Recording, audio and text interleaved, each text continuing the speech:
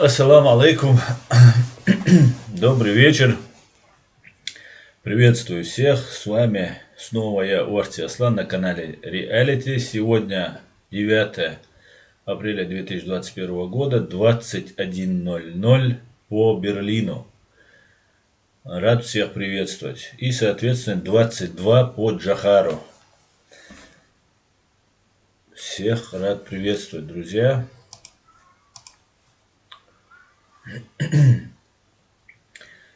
Так, секрет Трампетер, приветствую тебя. Так, Исаак Шмулевич. И все Аслан Лорс, валейкум салам, ассаламу алейкум. Шавига Машволь, Нема Машволь. Ника, валейкум салам. Вах Мурат Камбулатов, валейкум салам. Махкой. Ночью Вольф, Министерство внутренних дел Франции, пособники террористов из Кремля. Да, с этим трудно поспорить, но не нужно акцентировать внимание там на национальности министра внутренних дел Франции. Не нужно акцентировать внимание на одну персону. Давайте об этом тоже поговорим сейчас.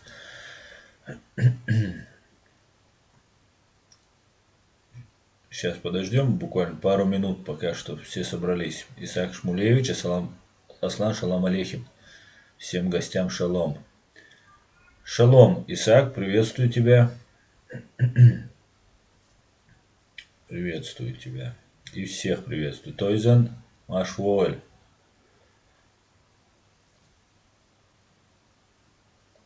Так, вроде не зависает, вроде все отлично. Все отлично.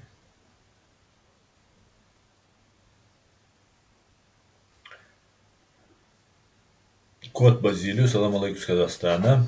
Алейкум салам, Казахстан. Приветствую тебя, кот. Всем салам, витаю, шалом, Владимир Абинович. Витаю тебя, Владимир. Картвели, Камаджоба, братья. Агимар Джос, Картвели. Ник, Аслан. Новости точно про Гадаева. Да, точно про Гадаева. Давайте тогда начнем уже.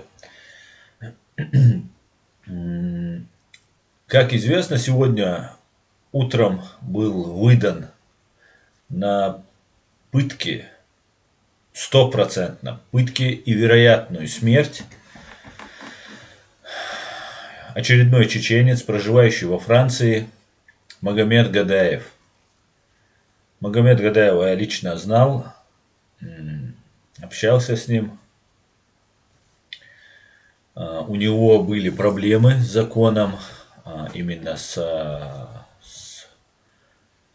связанные с депортацией и другие вещи были. Но об этом тоже я скажу. Но сейчас я хотел бы начать с того, что Франция приняла закон еще 1 ноября 2017 года, после тех кровавых событий 2015 года, когда по стране, по Парижу прокатился в 2015 году террористический акт, кровавый террористический акт. В 2017, уже через 2 года, 1,5 года уже, был принят этот закон,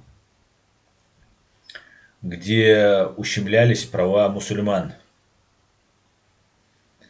На это даже высказал свое недовольство, озабоченность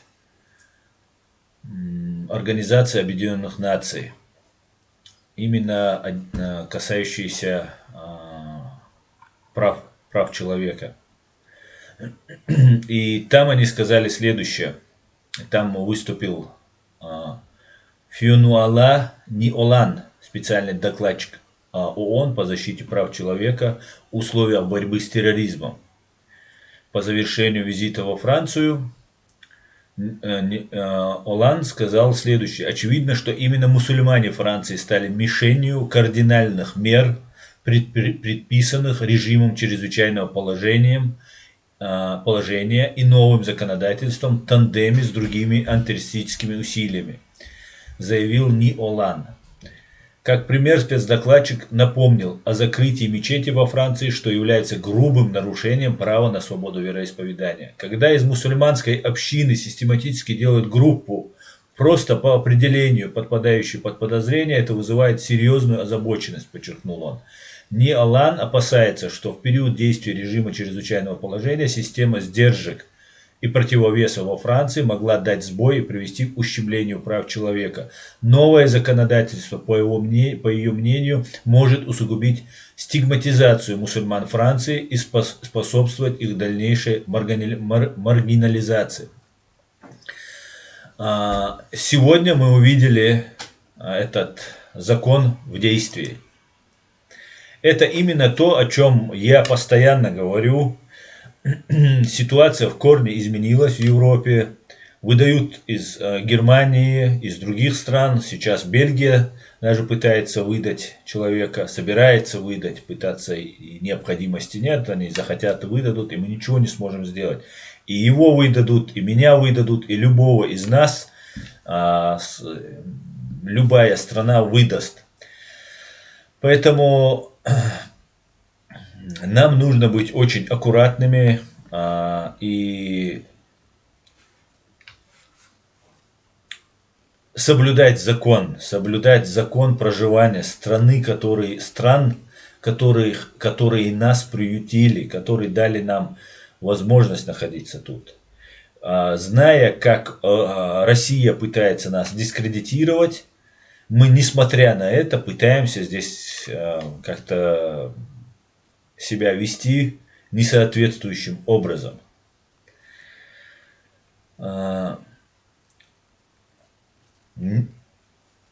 Магомед Гадаев был задержан, и вчера он, уже находясь в изоляторе, попробовал себе разрезать живот, порезать себе вены. Ну, ему видимо, оказали экстренную медицинскую помощь, и несмотря ни на что, посадили на самолет и отправили. Раны, я так полагаю, раны были, видимо, несерьезные, поэтому они вот так поступили. Но если вы уже попали в эти жернова, когда вас будут выдавать и когда вы будете экстрадированы, депортированы, вы уже ничего не можете сделать. Да, можно попробовать, можно заниматься этим вопросом. Когда его сегодня собирались выдать, митинг перед изолятором был, активисты во Франции провели. Считаю, это была большой ошибкой проводить там. Нужно было немедленно выезжать в аэропорт, покупать билет на этот самолет, на этот рейс, попробовать купить. Или же в аэропорту устроить митинг. Несмотря на это, люди были даже там, где они провели, они были оштрафованы. Большие штрафы получили. Все, кто присутствовал на этом митинге. И законных способов, методов защиты практически у нас нет. Но мы должны понимать, что на Европу обрушился вал и пропаганды, и, конечно же, терроризма.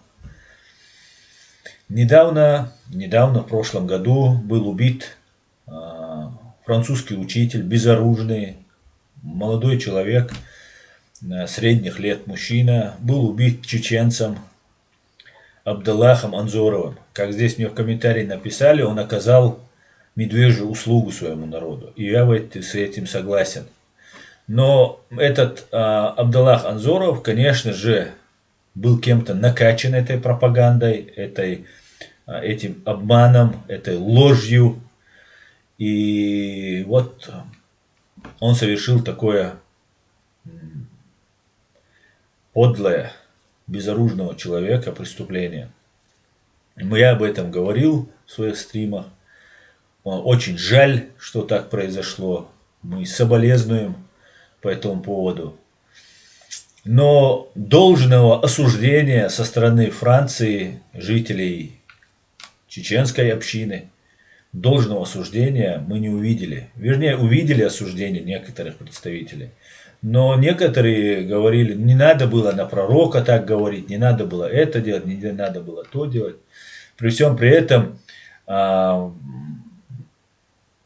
проводя митинги во Франции, и не только во Франции, но я заметил, это было во Франции, пытаются подчеркнуть свою религиозную принадлежность, что вот мы мусульмане выступаем и так далее, и так далее. Известно, что Франция воевала против Алжира, в Африке очень много крови Франция пролила. Были вещи, которые можно с уверенностью назвать геноцидом, которое творила Франция. Ну, так как Франция ядерная держава, входит в Совет Безопасности ООН, сильная страна, когда-то, да и сейчас остается империей, спросить с нее некому. Как некому спросить из России?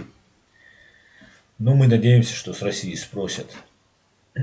И вот произошло то, что произошло.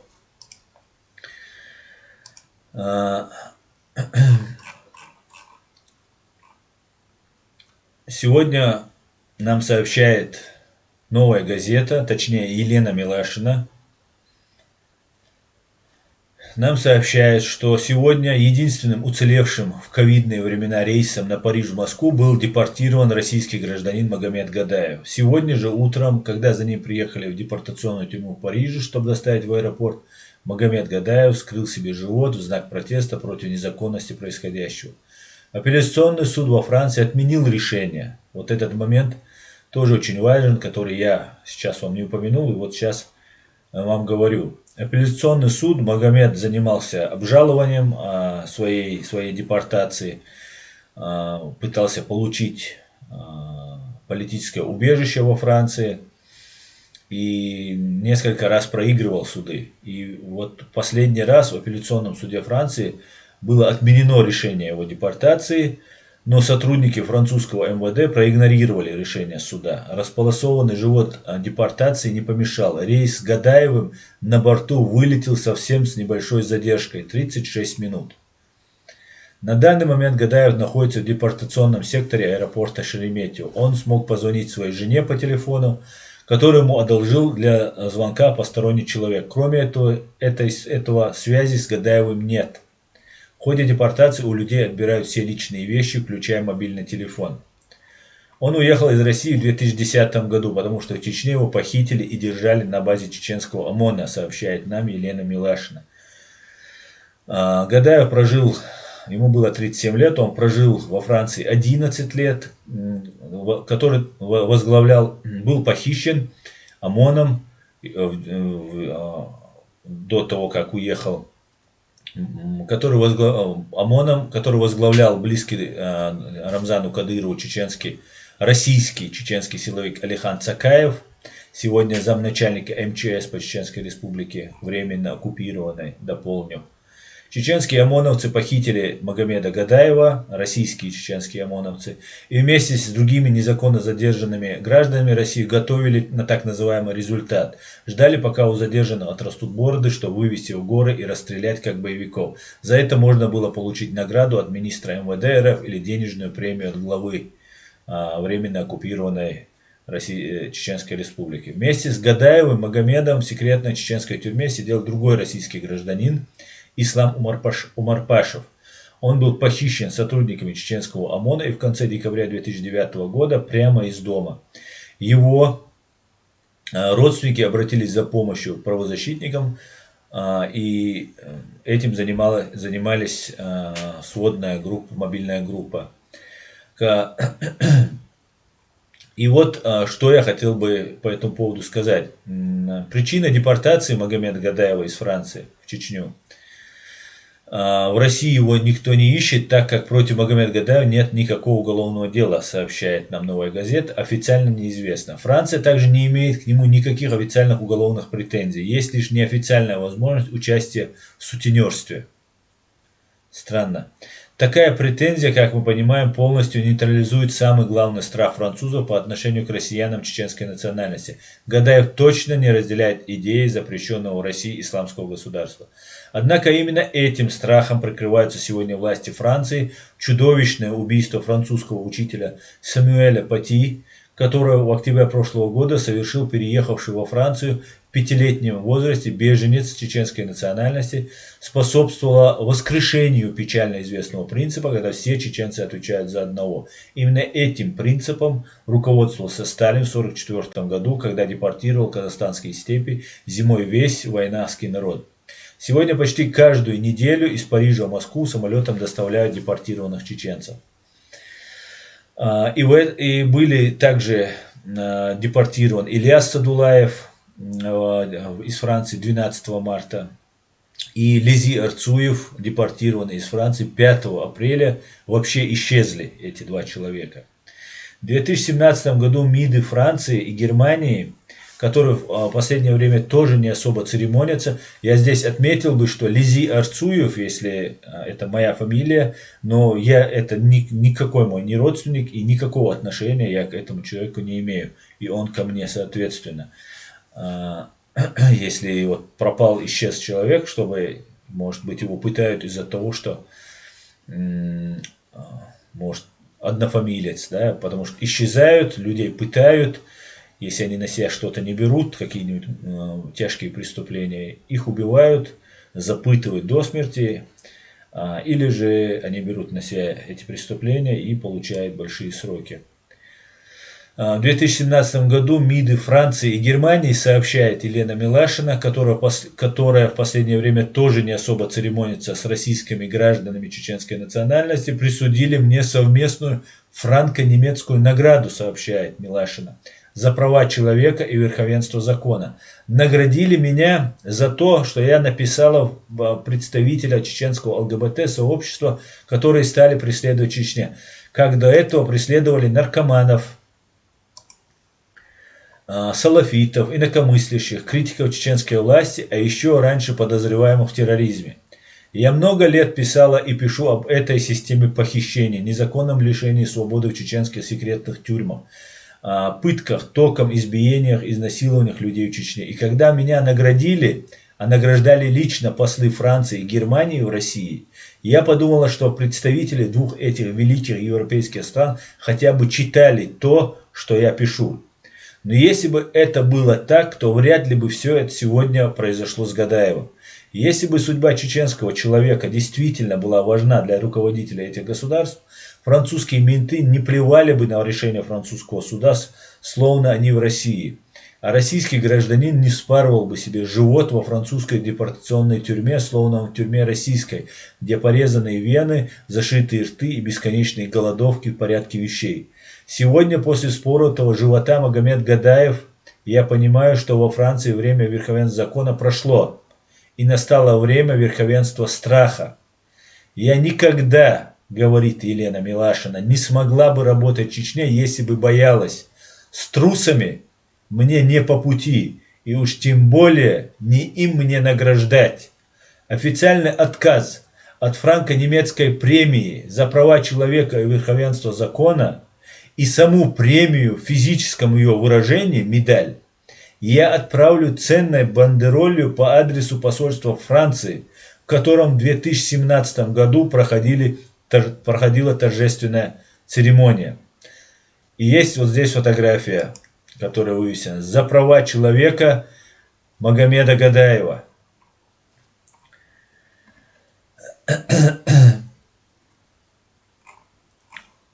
Что можно по этому поводу сказать?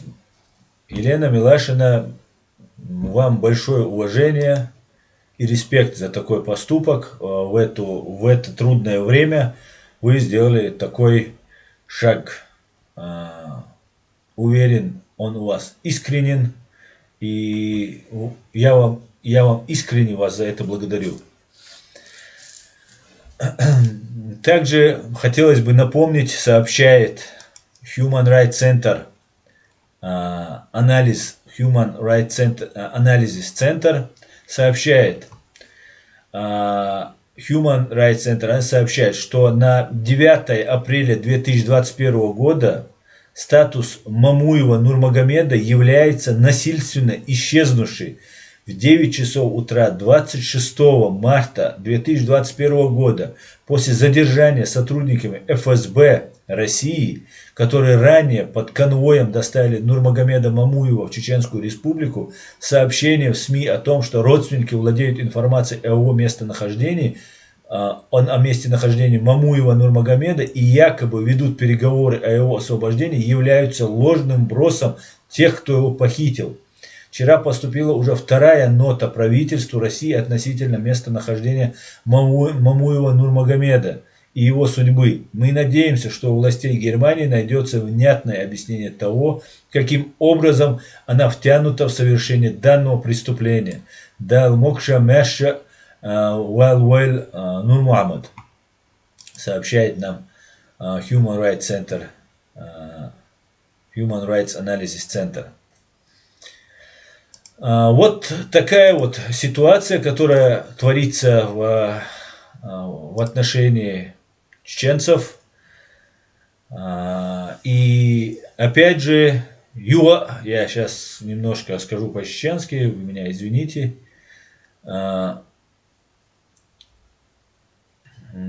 Вая лилештега вай кит диз харабар том буайн дуал бешбек. Вая Heinz Mudu Haishon Kuyuk Adeg Kuyuk Aha Din Lil Doshash Borsha Paymar Wadele Salam Hulsum Tusan Din Lil do Borsha Nachbu Kuyuk Resk Shachubachtan Resk Shantibwalbesh Nochchichu Resk Schwattindol Eidel Sani Satrudnichit Desh Cer Habachitan Bolsh Cer Isha Spravkayoich Cer Isha Tsan Advokat Loch Kideg Desh Deportich Tsagram Kiram Boch Tsan Цер нахма буш цан цакиран буш ака вуш кинахбу шей догцен дела тиш беш бу цац беш цунах реклама ина шач о страшно хит киричи цаца мотторшлилеш нахабу цанука и мотторшлилеш беш царега кадудам ама догцен беш шей дог дел шидва шей дин лилеш бо наха уш кезг буч о кезбу инах цанука Ох, кезгна буцанюка исан беш. Но уж бу страдать деш беш. Мухаммад гадаю,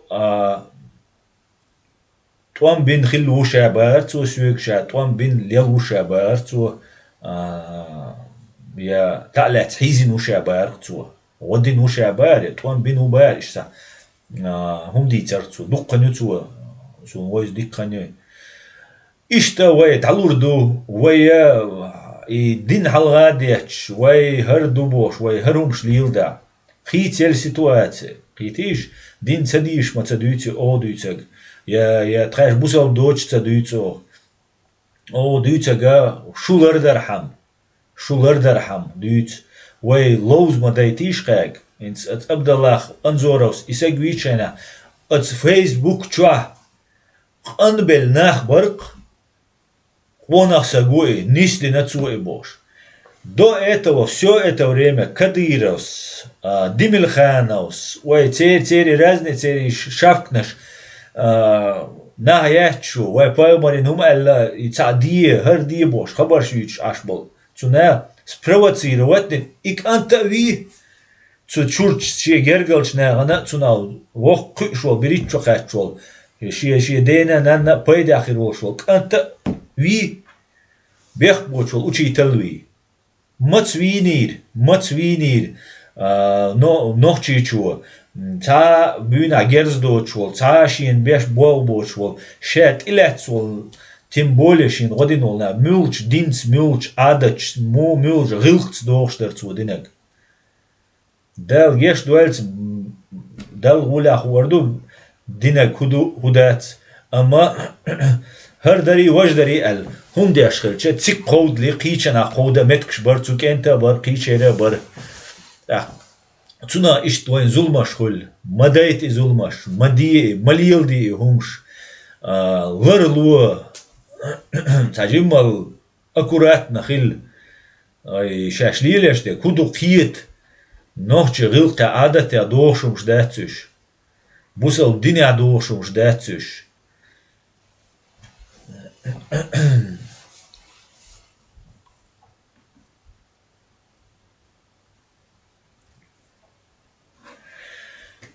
Вот такая вот ситуация произошла, очень трагическая ситуация. В связи с этим я бы хотел бы еще показать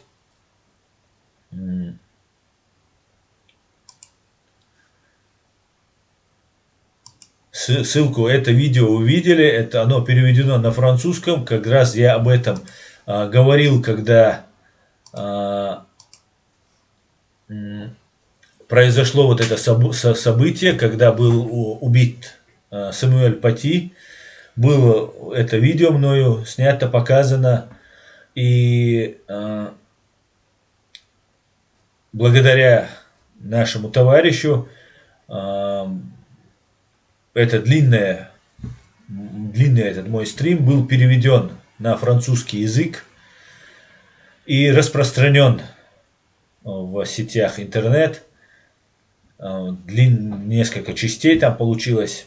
Это третья часть того моего стрима, где я как раз об этом говорил, где привожу доказательства, что это провоцируют русские. Это делается русскими, непосредственно Россией делается. Доводится это до такого состояния, что вот совершается вот такой акт. Вот мы должны, и за все это время, прошу заметить, за все это время Франция ни разу не высказала ничего в отношении России. Ничего, ни одного слова, никакой ноты протеста мы не услышали от Франции. Просто взяли, убили человека, я сделал вот видео, и если есть во Франции люди, которые следят за этим, они спокойно могли увидеть, а я знаю, француз один есть, который следит за моим каналом, он никаким спецслужбам не относится, это правозащитник, но я уверен, француз хоть один увидел это видео, да, и там четко рассказывается, все это делается, здесь блогеры, цеховики работают по этому поводу, как потом делали вбросы, переименовали улицу даже, улицу переименовали в честь Анзора, Абдаллаха Анзорова. И несмотря на это, а это только можно сделать по решению представителей власти, да, только власть может поменять улицу. Это практически было признание, потом они быстро убрали, конечно, этот момент с этой улицей, да, но фотография уже оставалась в интернете. И вот несмотря на это, французы ничего не делают. Но зато вот пострадал Магомед Гадаев. И пострадают другие. Ты что? Хинаш пострадает. Ты душу не нах, киетиш. Шуцут и туачбеш, буй шуцут и туачбеш. Цен умахир датшун. Ты туачбеш, цабахча цен цахирам батшун. А вот гуканам хирду. Вот такая вот не очень хорошая у нас ситуация складывается. Но я опять же, несмотря на то, что Франция приняла античеловечный закон по борьбе с терроризмом в 2017 году, что она нарушает права человека, и за это какие-либо санкции должны быть применены к Франции. Но несмотря на это, есть и наша вина, что мы так беспечны, так глупо себя ведем. Вот такая вот ситуация. Давайте я почитаю ваши комментарии. Так как будем надеяться, мы пока новостей никаких нет, будем надеяться, что Магомеда Гадаева, раз против него не возбуждено уголовное дело, будем надеяться, что его отпустят.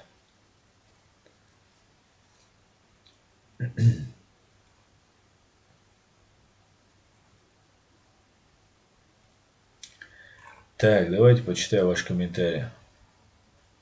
Чеченчи, абсолютно точно ты говоришь, Аслан.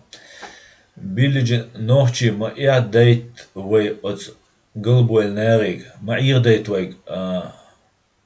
Используйте разум, не дайте себя обмануть. Ваххабизм внедрили в Чеченскую республику, ФСБ, Русни. Это стало началом конца нашей независимости. Билли Джин говорит. Так, чеченцы должны сплотиться. Чеченцы должны сплотиться, лицемеры. Вокса Цахитер, М6, Машвой.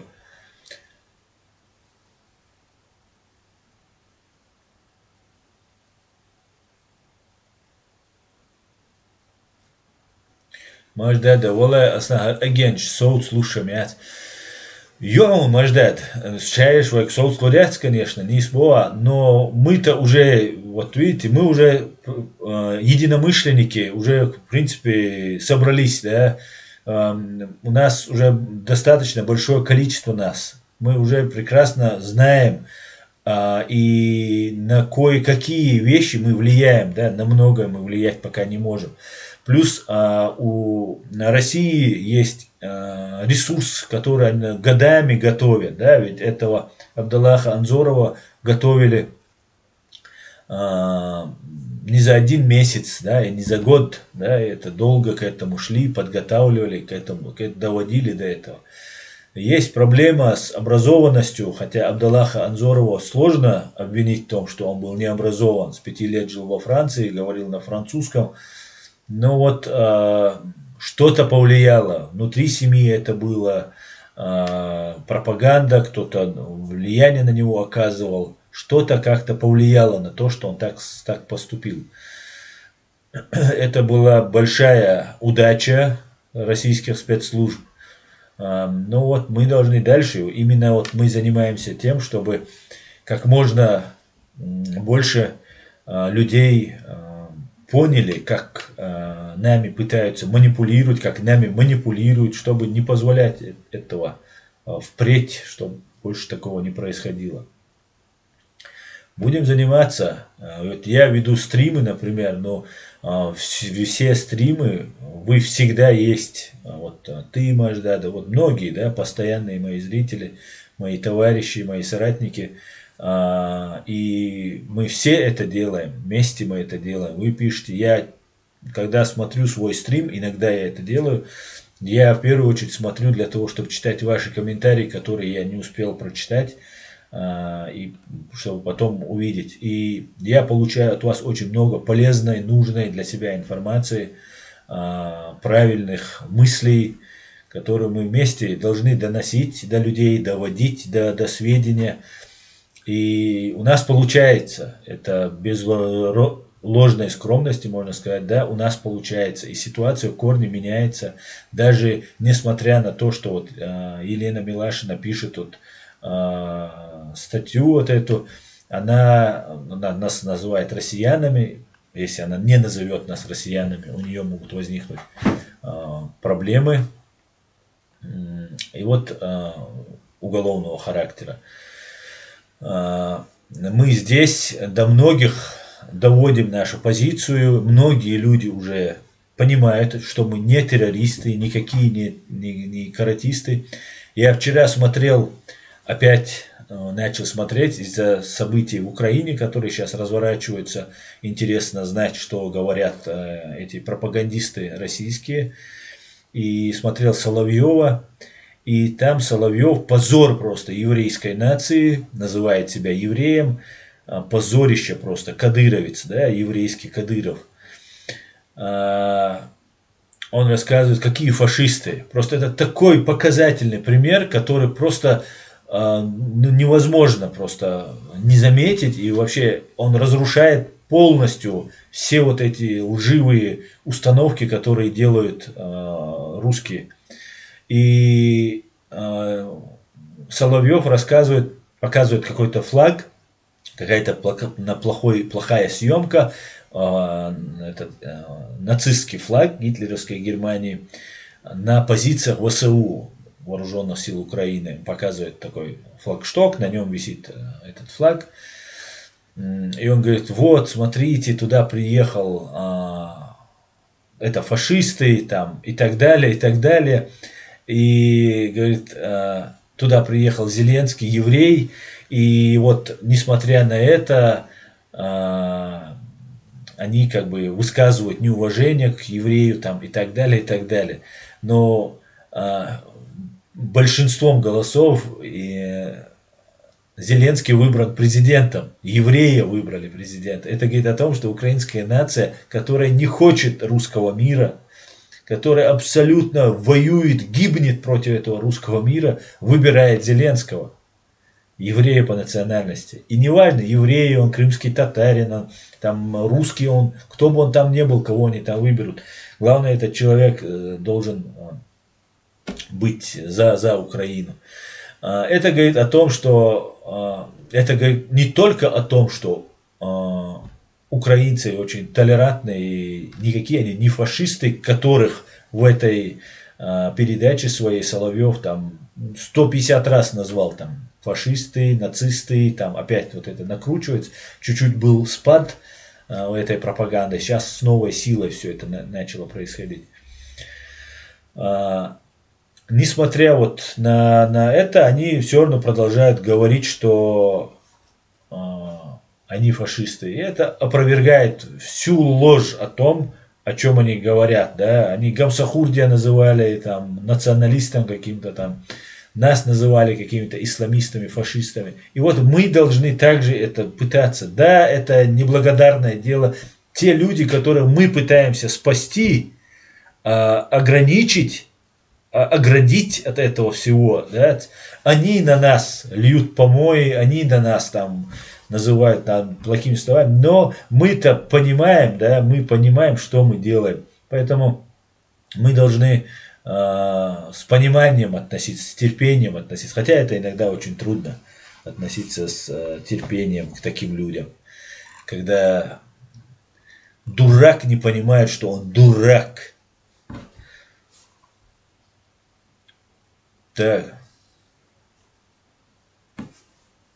А что вы хотели, говорит, Макрон это путинская подстилка, говорит Иван Тарасов. Да, Макрон оказался просто ничтожеством, просто мерзавцем оказался, слабаком оказался. Но в этом случае Макрон не имеет отношения. Да? Макрон, президент, занимались депортацией Магомеда Гадаева, другие ветви власти.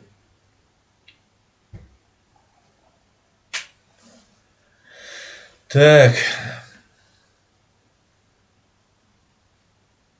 Маждад Гадаев Барт Машур Авари. И Цанхена Амвар инцворвается там цагасу.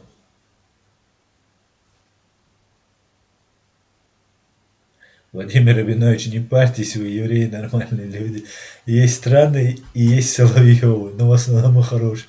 Ну, Владимир Рабинович, вот об этом я и говорю. У нас такая же фигня.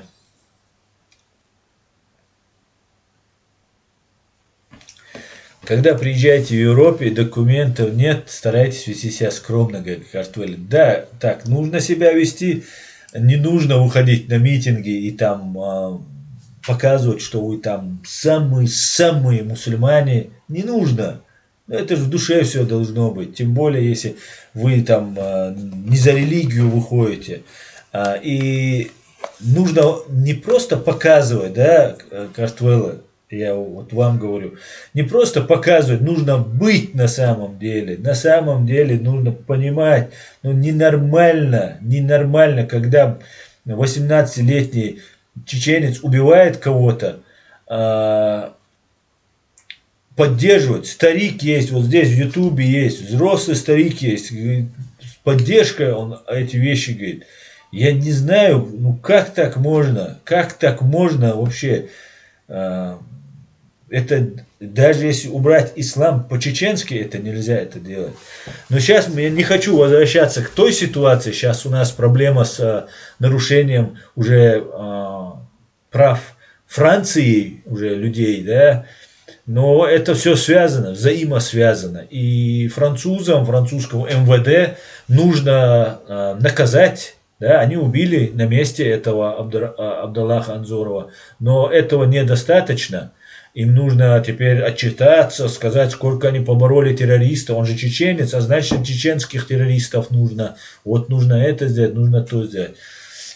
Вот такая вот ситуация. Вот такая. Нужно просто чеченцам понять, что нету у нас врагов. Мы не ислам устанавливаем в мире. Мы там, я не знаю, хотим, чтобы там все на земле стали мусульманами, а кто не станет, тот будет платить нам джизу там или еще что-то и так далее. Нет, нет, еще раз нет. От нашего имени не делайте этого, пожалуйста. Делайте от своего имени. Не представляйтесь чеченцами тогда. Говорите, я мусульманин, у меня нет национальности, я не чеченец, я мусульманин. Вы же всегда же говорят, кто вот чеченцы, национальность там не имеет значения там и так далее. Да, она не имеет значения, если ты пытаешься этой национальностью кичиться.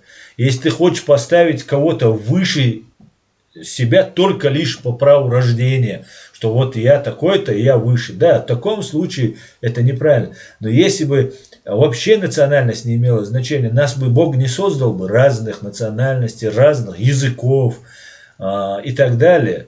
И если бы это не имело значения, то еще во времена пророка, мир ему, мы бы тогда бы отказались бы, пророк бы сказал, откажитесь от всех своих национальностей, перестаньте быть там чеченцами, там турками и другими, и третьими, и десятыми, останьте арабами или просто давайте будет национальность мусульманин. Нет, национальность есть государство, и это все сохранялось, это нужно сохранять, это нужно защищать. Так мир устроен, как это же простые вещи, как это сложно понять, я не понимаю. Я понимаю, что работают вот эти российские спецслужбы, которые занимаются вот этой всей ерундой, вот этой провокацией. Я это понимаю, но тот, кто не работает на Россию, мы-то должны понять это, что куда это годится. Простой ум шмадуаш, простой. Фриман, антипутинизм. Сектанты делят мир на наших и не наших. Наши всегда правы, потому что они наши. Не наших надо ненавидеть и презирать за то, что они не наши. Это чистый фашизм, Фриман, антипутинизм. Это чистый, самый настоящий фашизм. Ислам – это религия добра, мира, милосердия. Нет, показывают, какие они жестокие к безоружному человеку, безоружному. Это ужас.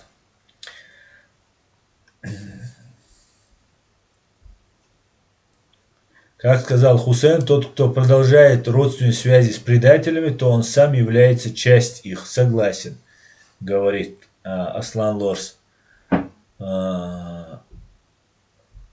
Я тоже с тобой полностью согласен. Если предатели есть, то да, есть они, пускай живут. Если не творят зло, хорошо творят, тогда публично от них нужно отказаться.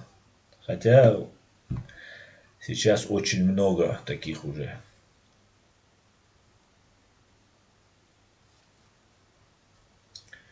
Тариф Мемеда. Аслан Бей, не путай, пожалуйста, фашизм и национализм. Я не путаю. Я не считаю, что фашизм и национализм это одно и то же. Нет. Хотя это очень рядом идущие два понятия, два рядом идущих. Но при всем при этом есть умеренный национализм, да, а другое дело, когда ты, такой махровый националист, который перерастает уже такой полноценный фашизм.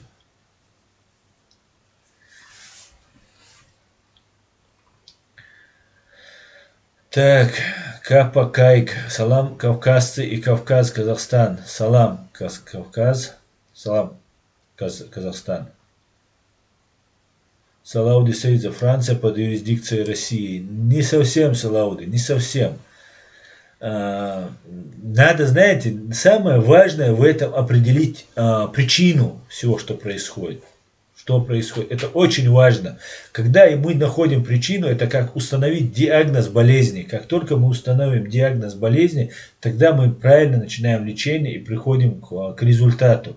Если же мы лечим не то, да, иногда это, конечно, может помогать. Например, если у вас там болит зуб, и вы там употребляете какую-нибудь таблетку, чтобы остановить эту боль, это в какой-то степени, да, помогает. Но одновременно это не лечит, да, зуб. Оно только помогает на какое-то время остановить эту боль. Или другие какие-нибудь, если у вас заболевания есть, и вы лечите, да, вроде кажется, полегчает, да, может быть, это и вам становится легче, может, и на самом деле какое-то лекарство лечит, но при всем при этом прямо вы затрачиваете больше энергии, страдают другие органы ваши внутренние, и само больное место не до конца вылечивается, да. Это как условный пример, я говорю. Точно так же и здесь мы должны точно определить, кто наш враг, откуда это все идет, кто виноват вот в этом. Франция не под юрисдикцией России. Во Франции очень много раз, как и в Германии. В Германии тоже не все, хотя канцлер Германии, бывший канцлер Германии, продался с потрохами просто Путину и там рядом сидит. Или же, может быть, он является агентом, имеется в виду, Путин является его агентом. Там все что угодно может быть, да? Ведь мы помним историю про то, что Ленин был заслан немцами в Россию. Несмотря на это, последователь, следующий после Ельцина, Ленина, товарищ Сталин, он напал, развязал войну с Германией. Хотя, конечно, границу пересекла Германия, но это был предупреждающий шаг, зная, что Советский Союз нападет на Германию. Вот до чего довели, если та версия, то, что Ленина подготовили здесь в Германии и отправили в Россию, она верна. Грубо говоря, через 20-30 лет началась советско-русско-немецкая война. Точно так же здесь заигрывание с ними, оно до хорошего не доведет. Поэтому причина в том, что во Франции очень много живет мусульман.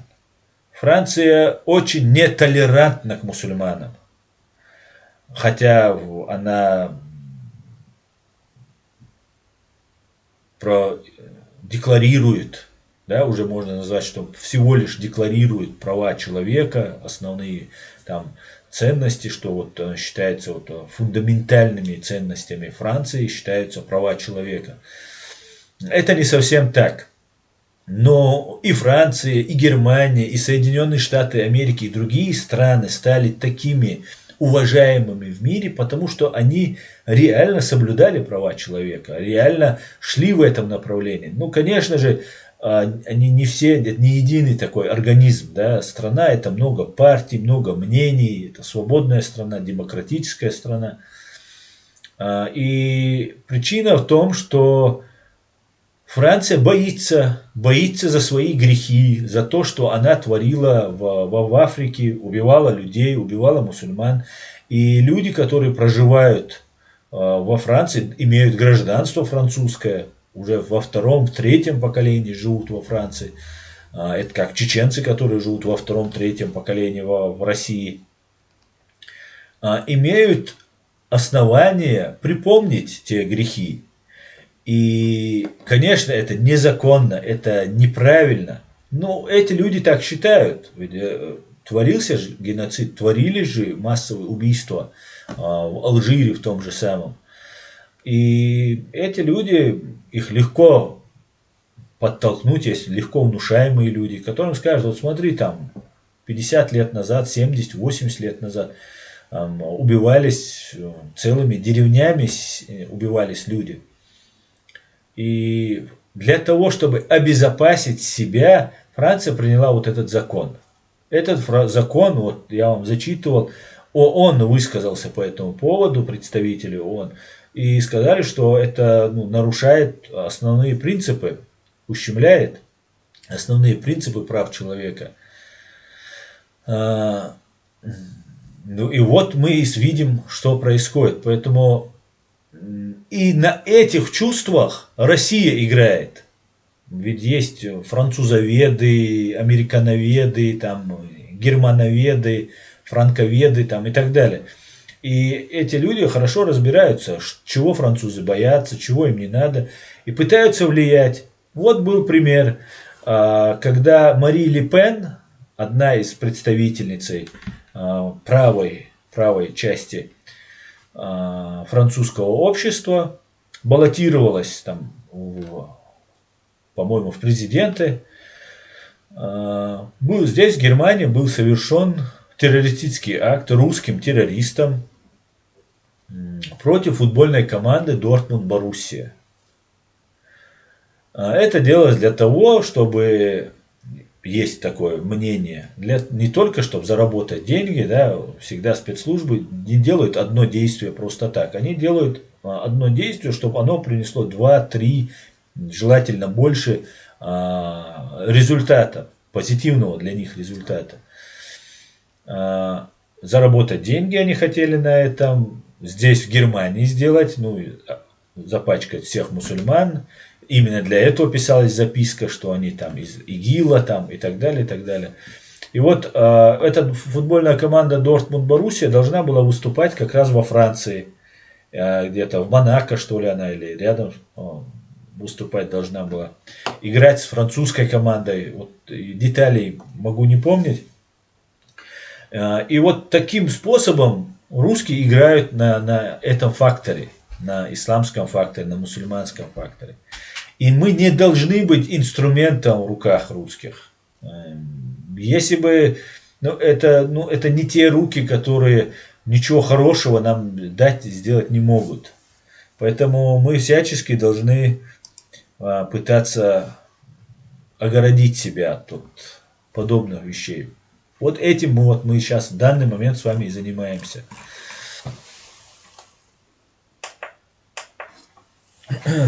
Так.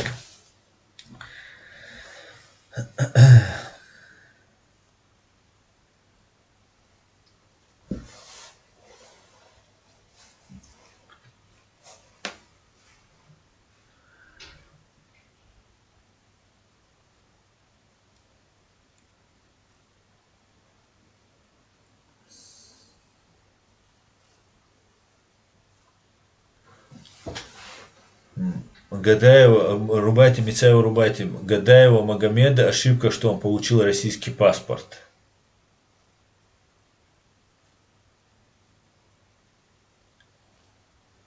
Не понял. У него был российский паспорт, что ли?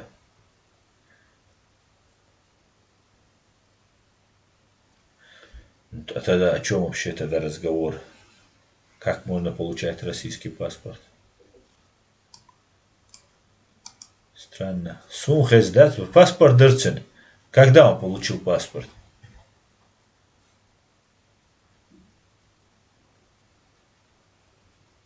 И Матаемщину. Я даже не знал этого. Ой, гудуич, гудуич, что вы. Магиканик, ББК, это фейк с паспорта. Может быть. Да, он 3 года назад говорил, что получил. Говорит Рубати, и Магиканин говорит, что это фейк с паспорт.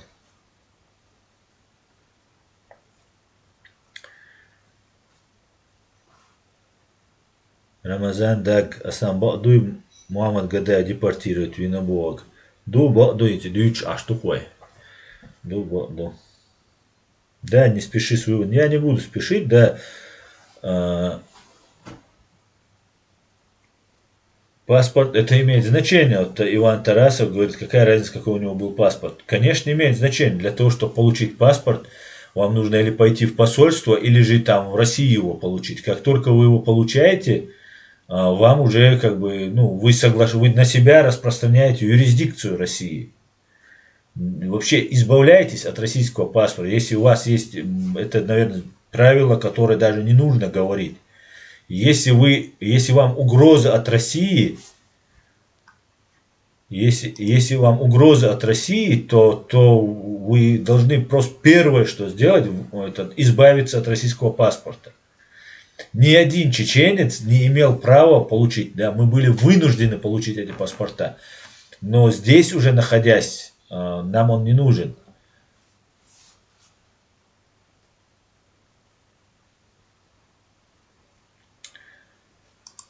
Ребята, как обычно, короче, информацию выдавать. И он.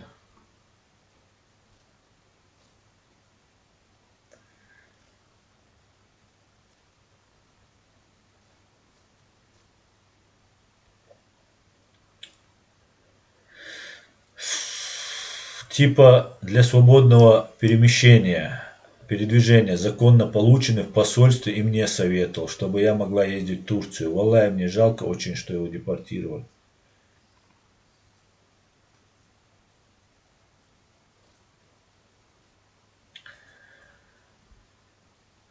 Да, это большая ошибка. Это большая ошибка.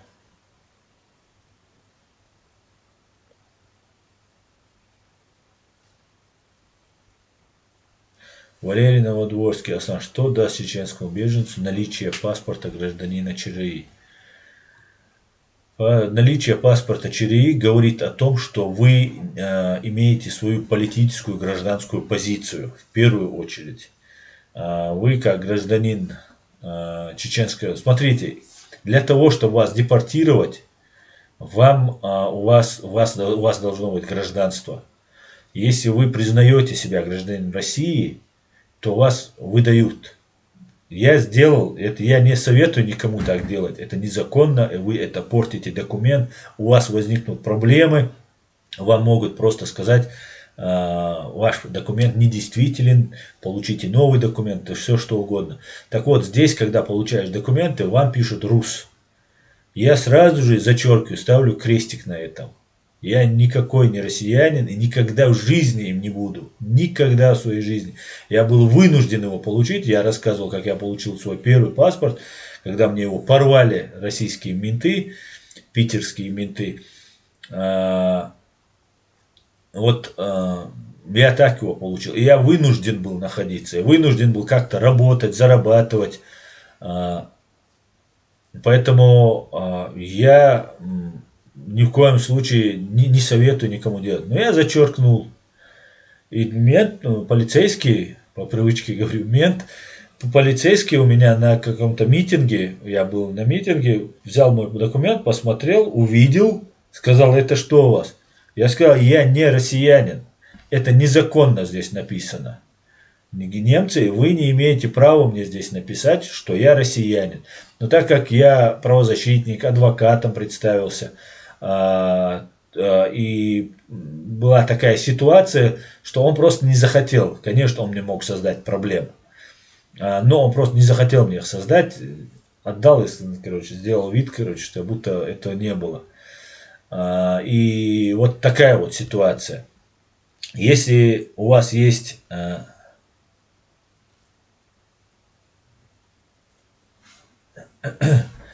Вот если у вас вот такая вот ситуация, то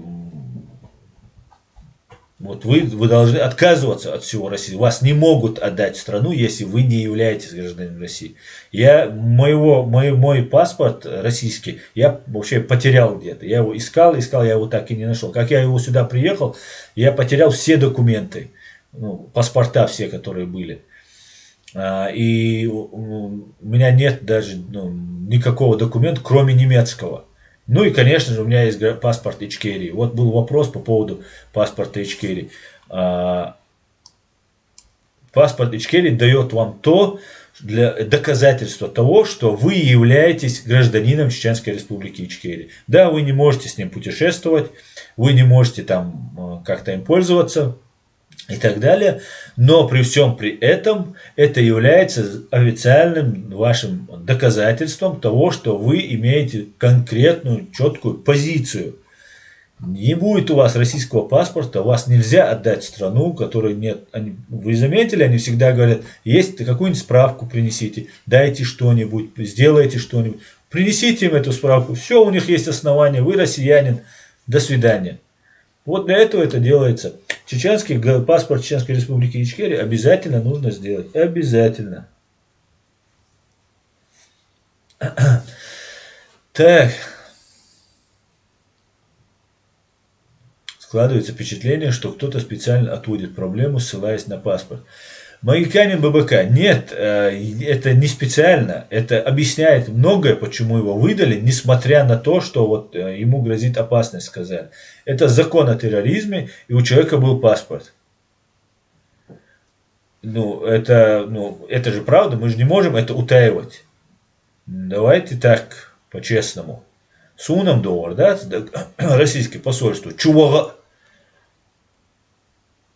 Дейр оран нурдовар, да? Мы сумно цец ульшвиса. Знаете, это анекдот. Ну, немножко анекдот, да, развеять тему. Едет один уважаемый, человек, его останавливают полицейские. Он говорит, ты что меня останавливаешь? Я же, типа, там, такой уважаемый, там, Вася, ты что меня останавливаешь? Тот говорит, а я тебя не знаю. Как ты меня не знаешь? Меня там, я не знаю, там, Меркель знает. Ты говорит, да ладно, брешешь. Нет, не брешу, да, поехали. Прилетает в Берлин, он заходит к канцлеру Ангелы Меркель, полицейский стоит по стойке смирно, а Вася сидит с Меркель там, чирикает. Проходит какое-то время, уходит, и говорит, ну что? Он говорит, ну ты даешь, говорит, у тебя связи серьезные. Ладно, говорит, это ерунда, говорит, я с Байденом вообще на короткой ноге, говорит. Да ладно, врешь. Не вру, поехали. Полетели. Прилетают в Вашингтон, сидит в Белом доме, в овальном кабинете, нога на ногу, курит в его кабинете. Сидит, с Байденом, чешет. Мент стоит по стойке смирно. Выходит, говорит, ну чё, говорит. Говорит, ну да, связи у тебя мощные, говорит. Это ерунда, говорит, я папу римского знаю. Да, полетели, Прилетают в Ватикан, это, говорит, внизу подожди, Вася, говорит, менту. Я сейчас на балкон выйду, на тот известный, знаменитый балкон папы римского. Я выйду с ним, и вот увидишь. Мент внизу стоит, этот Вася на балкон, в обнимку с кофе, с папой римским на балкон выходит. Ну, раз смотрит, и мент без сознания упал. Ну, Вася говорит, папа, подожди, что-то менту плохо стало. Выбегает, спускается, бьет по щекам мента. Мент открывает глаза, сознание потерял, приходит в себя. И Вася ему говорит, ну что, удивился?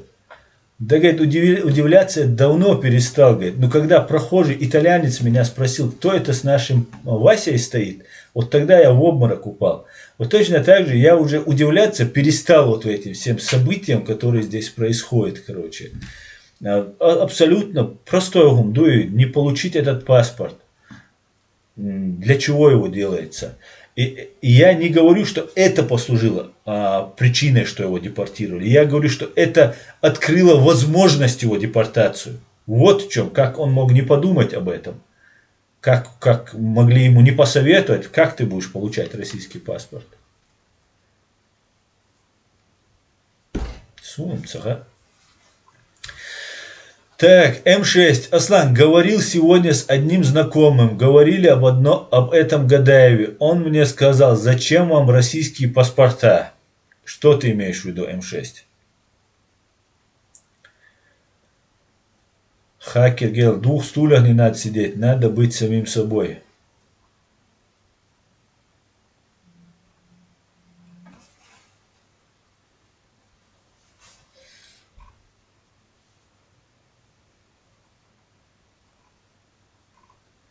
Так, я здесь видел интересный комментарий, по-моему.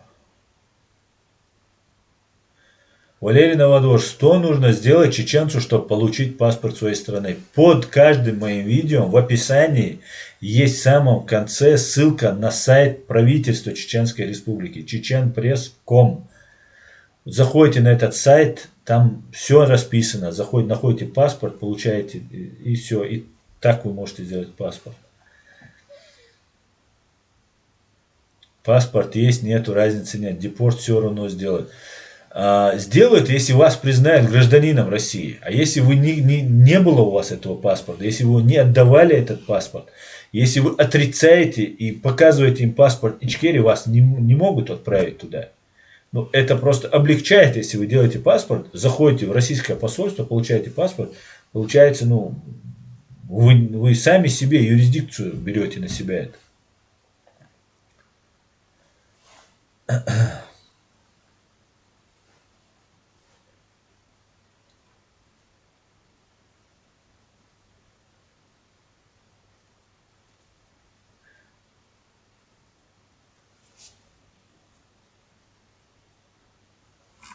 Так, перемотаю, друзья, ваши вопросы. Аслан, есть Роспаспорт, им где сдавался, отдал, это как в дальнейшем опасно, нет? Если Роспаспорт им где сдавался, отдал, это как в дальнейшем опасно или нет? Да, конечно. Вот в этом случае, если вы уже отдали свой паспорт, уже вы себя признали, понимаете? Вот вы уже леди, ты уже себя, или кто там, он уже сказал, что я, да, являюсь таким-то. Это большие проблемы, если вы не отдаете паспорт, документ. Потому что вам пишут, вот у меня написано в документе, личность не установлена. При всем при этом мне дали позитив, мне поверили все, что я сказал, меня признали политическим. Но при всем при этом мне в паспорте написали, личность не установлена. Ну, в том паспорте, 3 года когда было. После этого мне уже ну, как бы, дали новый паспорт, и уже, слава богу, все нормально. Но первый раз написали, и у меня были, да, проблемы. У меня были проблемы, я там делал там разные там документы, мне что-то нужно было делать, например. И у меня возникла проблема, например, с тем, чтобы, ну, не буду говорить, для чего мне, и у меня были проблемы. Из-за того, что личность не установлена. Но зато я не... И при всем при этом личность не установлена, но вот не установленной этой личности дали политическое убежище, политический паспорт. Вот такая вот ситуация.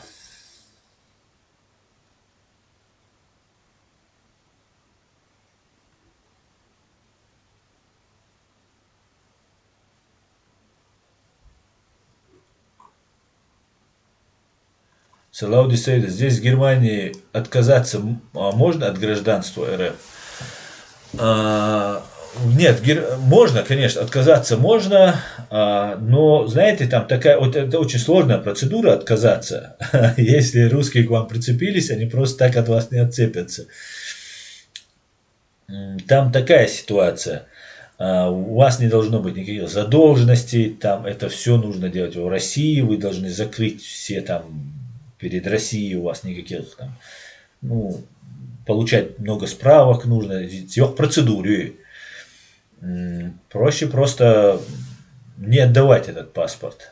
Ну, отказаться, порвать его просто, выпросить и все. Я свои документы выкинул. Я искал потом, где же я, где-то куда-то их там отправились они, или я в машине потерял, я забыл уже. Но я буду искать его, я постараюсь найти и обязательно найду этот паспорт, чтобы порвать его или сжечь его к чертовой матери.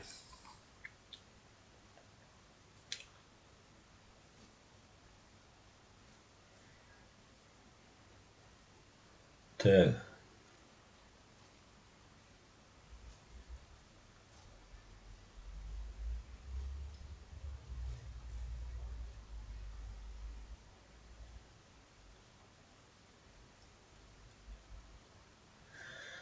Možda vizelica narkomanuşun Parīže ēdam gergalo nikjols Instagram čakalocis joboš ašguloš nahīgoš stukač аферистюшины из Матишлаш.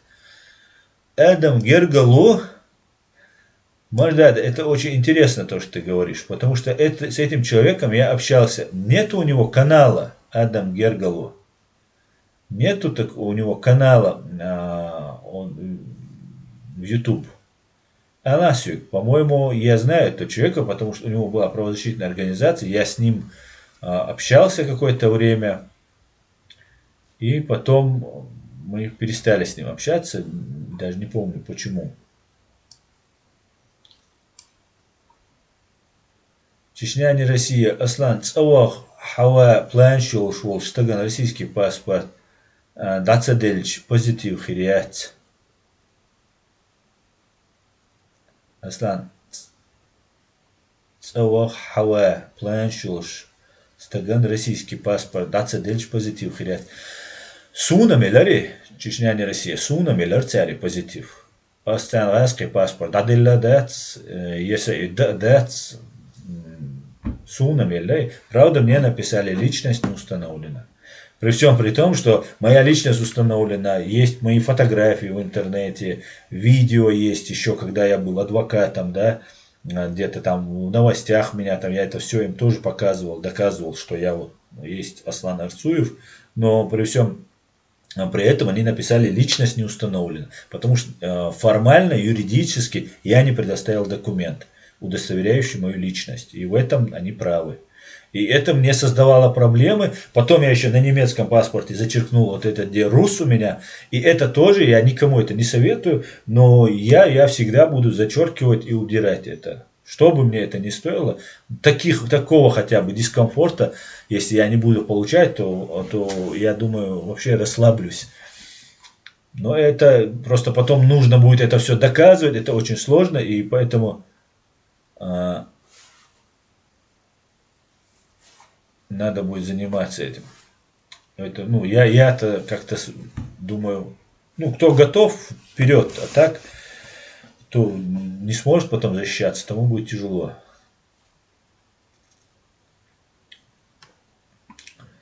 Так. Файтер Израиль. В Израиле лет 15 назад отказ от гражданства РФ за это посольство сдирало 2000 евро. Мне рассказывали те, кто отказывался в очереди в посольстве Украины.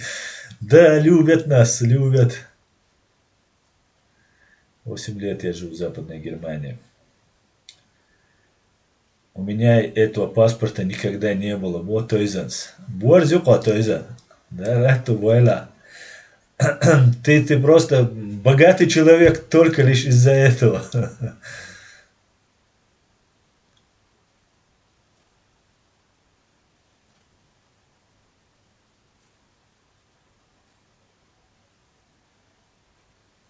Так, здесь уже разборки. Адам Грузинский уже наезжает на кого-то. Адам Атара. Вот леди Адам Гергл, нормальный парень, он ведет Вайрадио, занимается нашими проблемами как может.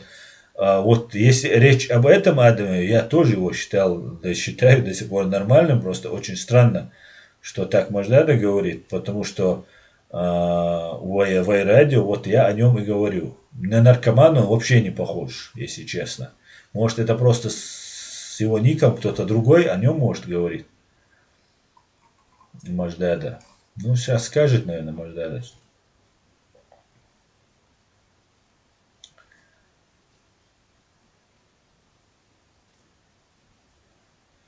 Евгения, есть 3 оговорки в законе, по которым даже если человек подает на отказ от гражданства РФ, то ему могут отказать. Какие, Евгений?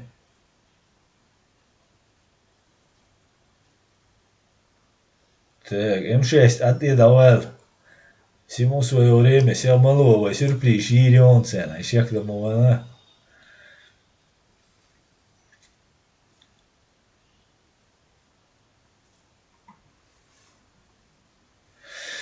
Как найти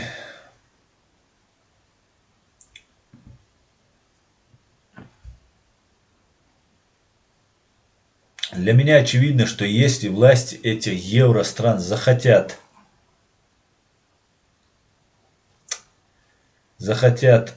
то они выдадут любого, неважно, какие у него документы есть или нет, но все-таки нужно остерегаться. Конечно, меня могут выдать, да, молодына, мулруаться, но, конечно, могут. Это мы полностью в их юрисдикции находимся.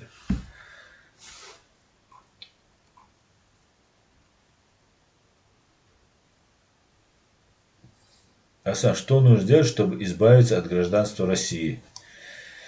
Это долгая процедура, Валерий Новодворский. Пожалуйста, забей в Google, и тебе шейх Google подскажет.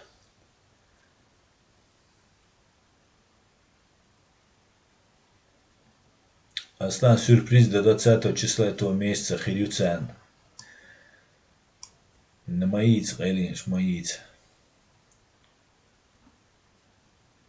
Невыполненное перед Российской Федерацией обязательство установлено федеральным законом. Ну, это то, что если у вас есть какие-то задолженности, это вот это относится. Яц, Адам грузинский, хуни ашяти. Сюрприз, хуни ашяти. Ауат, уйцак, киду. Шушин индексу, цахашун. Гуду, но речь не о тебе сейчас, Адам грузинский. Так. Эрдоган провоцирует на повтор, как в Карабахе, в Украине. Интересно. Так, давайте дальше. Смотрите, Евгений нам сообщает. Второе. Привлечь компетентными органы РФ в качестве обвиняемого по уголовному делу, либо в отношении его имеется вступивший в законную силу, подлежащий исполнению обвинительный приговор суда. Да, это тоже все верно. Так. Ярик, вы не гражданин Немеччины. Почему не берешь? Ярик, я не имею, по крайней мере, пока возможности. И знаете что, я думаю над тем, брать мне немецкое гражданство или нет. Я вот над этим задумаюсь. Я очень благодарен немецкому народу, немецкому государству. Но я хочу иметь гражданство Чеченской Республики Ичкерия. Другого гражданства я не хочу иметь. Поэтому я думаю над тем. Ну, конечно, я всем советую получить. Всем. Это наша защита всех. Возможно, я тоже возьму. Я пока просто в раздумье. И у меня еще есть время. Потому что я должен прожить 8 лет. А я 5 лет. Или уже 6 лет живу тут. Поэтому плюс мне еще надо экзамен по немецкому сдать. А с этим у меня пока слабо. Я сдал, конечно, там, но еще не как положено. Да и общения вообще нет. Мое общение вот с русскими общаюсь, на русском общаюсь. Так, и третье, говорит Евгений, основание не имеет иного гражданства и гарантии его приобретения. Не имеет иного гражданства и гарантии, да. Ну, чтобы не стать человеком без гражданства. Ага. Если, например, вам, ну да, это тоже верно, все правильно. Если вам Германия говорит, я вам даю гражданство, вы можете отказаться от своего российского, да, в таком случае, да. Или же и у вас есть политическое убежище, и у вас есть уже гарантия, что вы получите это гражданство.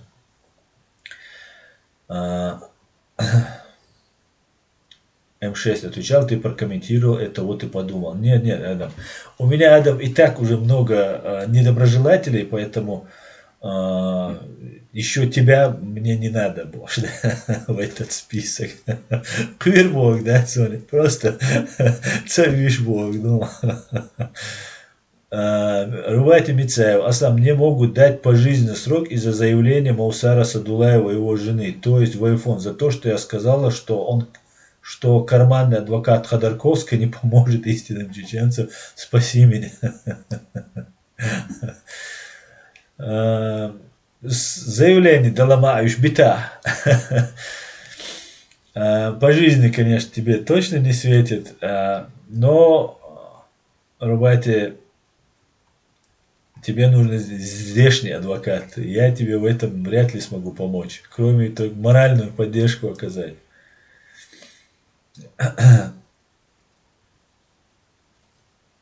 Аслан, если я сожгу российские документы за границей, со мной ничего не будет. Ничего, просто дым будет от сгоревшего документа и пепел останется. А с тобой, если отойдешь в сторонку, ничего не будет.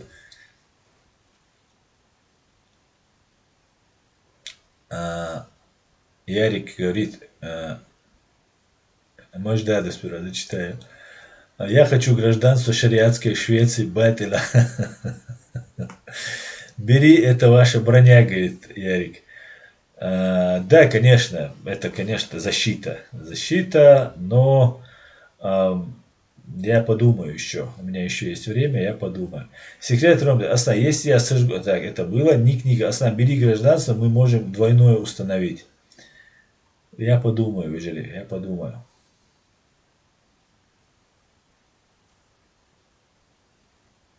Вспомните, сколько бед... Фриман антипутинизм.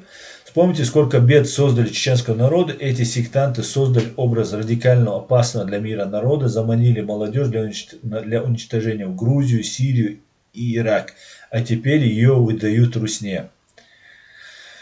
Йох проблем, йох проблем. Так, Евгений, все. Всю 20-ю статью скопировал. Смысл такой есть, что если Родина не хочет тебя отпускать, она найдет способ не отпустить.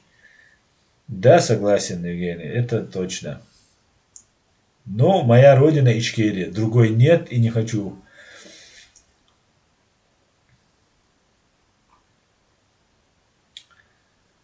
Так. А я хочу, чтобы настал судный день. Делал, я хочу, говорит, как найти. Как найти? Давай чуть-чуть повременим. У меня большие планы ждать на эту жизнь. Так. Абдул Малик, Асна, вы очень грамотный человек. Я вас уважаю. С 2011 года я жил в Австрии, и у меня хотели депортировать. После я уехал в Германию в 2019 году и до сих пор тут нахожусь под депортом. Абдул Малик, тебе нужен хороший местный адвокат. И адвоката надо брать не того, кто говорит по-русски, что нам удобно, а для того, чтобы от того, кто говорит хорошо по-немецки, именно в миграционном праве разбирается. И это стоит прилично денег. Это хороший адвокат, хороших денег стоит. И этим надо поэтапно, соблюдая все законы, все правила, все нюансы учитывая, добиться этого. Напиши мне на e-mail и расскажи свою историю. Я постараюсь тебе чем-нибудь подсказать. Ну, лучше тебе, конечно же, это мой первый совет всегда, это я не перевожу стрелки, как говорится, но это самое лучшее, потому что в любом случае вас должен представлять ваш адвокат. Вам нужен адвокат. Именно миграционный адвокат и именно хороший адвокат, а не какой-нибудь. Секрет Трамптер. Аслан, можно ли убежать из России пешком или на лодке? Или на параплане? Это реально? На параплане точно это более реально, чем пешком и на лодке. Но я тебе могу рассказать случай с Борисом Стамахиным, который пешком перешел границу и и оказался в Украине.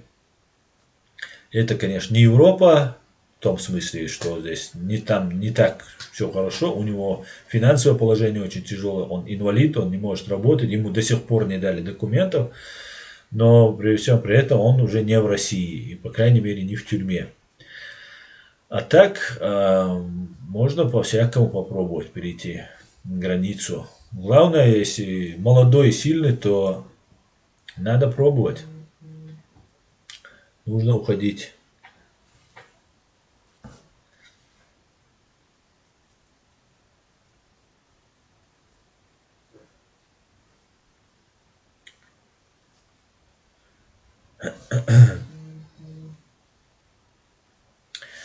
Так что вот такие вот дела. Так, господа. Помогают адвокаты Абдулмалик. Знаете, мы очень легко относимся к нашей защите. Я, например, когда приехал, 5 адвокатов. Я 5 адвокатов объехал. Каждому адвокату я платил 100 евро за консультацию. Я приезжал к адвокату, рассказывал свою историю, слушал, задавал ему вопросы. Тем более, если ты уже здесь давно, ты уже знаешь, что как. Я тогда не так хорошо ориентировался, хотя у меня были советчики, мне подсказывали, как, что, куда, как мне все это делать. И я обошел 5 адвокатов. Ездил в Берлин, здесь в Гамбурге. И каждый раз за консультацию платил им денег. И вот я остановился на последнем варианте своем, который я посчитал, что он, в принципе, ответил почти на все вопросы, которые я ему задавал. И этот адвокат мне говорил, что ты политическое убежище не получишь. Тогда была такая ситуация, что, да и сейчас она такая же, если может даже похуже сейчас. Мне говорили, получить надо тебе гуманитарное сперва, ты легко получишь гуманитарное, потом мы можем сделать политическое. Я сказал, нет, я хочу только политическое, потому что я приехал сюда из-за своих убеждений, взглядов политических, позиции своей гражданской, и не из-за того, что у меня там была проблема. Он сказал, хорошо, но он хотел очень сильно мне помочь, и он мне сказал, сейчас он уже не адвокат, кстати говоря, тогда он был адвокатом. И он мне сказал, тогда мы подадим два варианта, и два варианта гуманитарное и политическое. И что дадут, то дадут. А если получишь гуманитарное, мы потом переведем тебя на политическое. Я сказал, нет. Он удивился, он говорит, я адвокат, я знаю, как лучше. Я сказал, нет, только политическое. Я не буду подавать гуманитарное. Никогда, ни при каких обстоятельствах. И вот вынудил, он обязан, конечно, меня слушаться, хотя он должен мне давать полезные, нужные советы. И, короче говоря, вышло так, что мы подали. Но самое главное, знаете, что в этом деле? Выбрать, главное, адвоката хорошего, это самое важное, самое-самое важное. И знаете, как мы здесь делаем? Мы как делаем? Мы приходим, подаем документы, просим политическое убежище и сидим, ждем. Дадут нам политическое убежище, не дадут. Сейчас 99,99% дают отказ. И все равно мы ждем, вот что они скажут. И я как поступил? Я сперва подготовил целую папку, вот такую папку я подготовил. Мы работали с ним до 6 утра с переводчиком, все как положено, отдыхали, вот с дня где-то, вот он в суде был, пришел в себе в офис, и вот с дня и до следующего утра мы все это составляли. Это целая большая работа, которую нужно делать. Этого недостаточно, потом это все надо переписать, потом это надо дополнить, потом это надо самому перечитать, где там, что, как. И это все проблема еще язык. Это очень сложно. Но перед тем, как подать все документы, у меня уже было все готово, как будто я это подаю в суд. Я не так пошел, сдался, и сидел, ждал, дадут позитив, не дадут. Отказали, и я тогда иду к адвокату. Нет, я не так сделал. Я изначально сделал так, чтобы мне они не могли отказать. Потому что, когда вы подаете документы в миграционную службу, в этой миграционной службе они все делают в рамках закона. Да, как мы все понимаем. И поэтому они должны, если вот вы предоставили вот такие-то, такие-то сведения о себе, вы должны их подтвердить. И когда вы просто так приходите, даете там интервью, там рассказываете, они говорят, ну вот, мы тебе отказываем, все, до свидания. А когда у вас это все уже записано, все это уже в руках лежит, я как к суду готовился. И вот они должны мне мотивированно на все ответить, что вот мы вам отказываем. Вот именно поэтому и поэтому мы вам отказываем. И вот чтобы этого не произошло, у вас есть адвокат. Я сам мог это все написать. Но так как местное законодательство я не знал и не знаю в полной мере, я взял себе адвоката. Выбрал самого, на мой взгляд, хорошего. И вот мы все составили, я подал. Прошло какое-то время, меня вызвали на интервью. Никакое это не интервью, это самый настоящий допрос. Там лампу тебе в лицо только не светят. И туда я с собой взял адвоката. На этот допрос, на это интервью. С собой взял адвоката. Причем этот адвокат просто молчал. Он вообще ничего не говорил. У меня был переводчик, который там ими предоставляется. Но просто я его для вида взял, если честно. Потому что все у меня написано было, я ничего не врал. И так как у меня все было написано, и я не врал, я все знал, что я там написал, да, мне было легко. И вот меня они просто по всем пунктам, что я говорил, они меня гоняли просто туда-сюда, туда-сюда. Это, то, все. Женщина была, взрослая женщина была, в годах уже женщина была, и она меня просто там допрашивала как только могла. И, и все. И потом я вышел, и через, не помню, какое-то время, мне очень быстро, по нынешним временам, мне очень быстро дали документ. И никакого суда у меня не было, я ничего не обжаловал. Самое главное в этом деле подготовиться изначально. Потому что если вы что-то неправильно указали, или где-то вы соврали, или вы не липовую бумажку какую-то заложили туда, еще что-то сделали, это большая проблема. Моя большая проблема была то, что у меня нет паспорта. Вот они мне сказали, и я тоже это чувствовал, это мое слабое место, слабое звено в моей защите. И я предполагал, что мне из-за этого у меня могут возникнуть какие-нибудь проблемы. И так и получилось. И она именно на это давила. Почему у тебя нет документов? Почему вы все говорите, что вот ты не один такой? Я говорю, извините, но вот так получилось. Я очень неуважительно отношусь к этим документам, к этому паспорту. Я вот их из-за своей, вот у меня, знаете, я сказал, что он у меня как сжег, когда он у меня находился, обжигал меня. Он мне был противен, этот паспорт. И вот я потерял эти документы. Она сделала вид, что мне поверила, хотя я думаю, она мне не поверила. Но и все. И на этом не закончилось. Так. Ассаламу алейкум, ислам ночи, алейкум салам.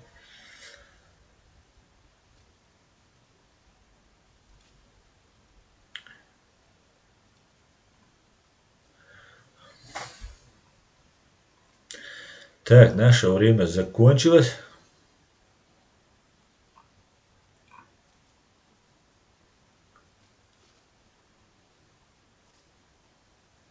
Те чеченцы, которые беспределом занимаются в Европе, им кроме депортации ничего не грозит в России.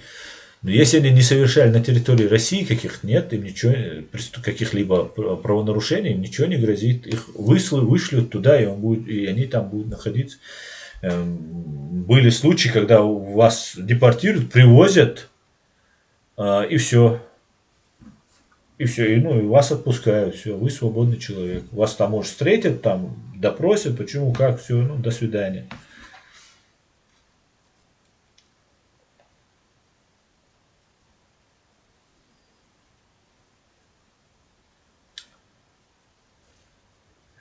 Абдулмарик, где можно найти ваш email? Мой email находится под описанием, под каждым видео.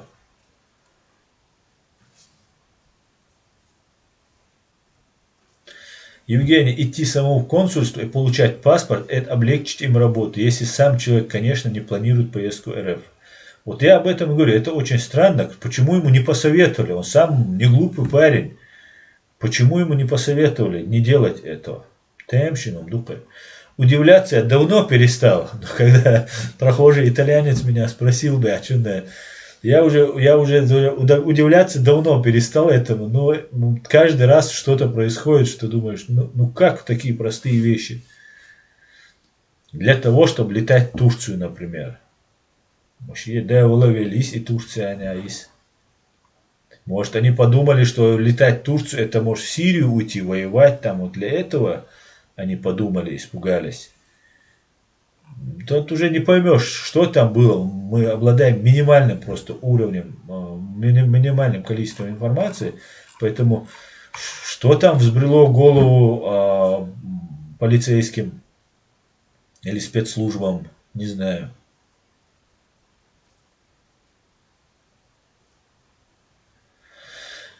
Так.